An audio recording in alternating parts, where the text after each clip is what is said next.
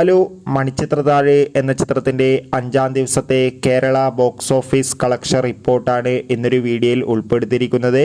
വീഡിയോയിൽ മുൻപ് video like ചെയ്യുക, ചാനൽ സബ്സ്ക്രൈബ് ചെയ്യാൻ വേണ്ടി ശ്രമിക്കുക. മോഹൻലാൽ, ശോഭന, സുരേഷ് ഗോപി, ഇന്നസെൻറ്റ്, തിലകൻ എന്നൊക്കെ പ്രധാന കഥാപാത്രങ്ങളായെത്തി 31 വർഷങ്ങൾക്ക് ശേഷം ഓഗസ്റ്റ് 17-ാം തീയതി തിയേറ്ററുകളിൽ റിലീസ് ചെയ്ത ചിത്രമായിരുന്നു മണിച്ചിത്രത്താഴ്. എല്ലാ സിനിമാ പ്രേമികളും ഒരേപോലെയായിരുന്നു ചിത്രത്തിൻ്റെ റിലീസിനായി കാത്തിരുന്നത്. ചിത്രത്തിന് ഒരു മികച്ച പോസിറ്റീവ് റെസ്പോൺസ് തന്നെയാണ് 5-ാം ദിവസം പുറത്തുവന്നുകൊണ്ടിരിക്കുന്നത്.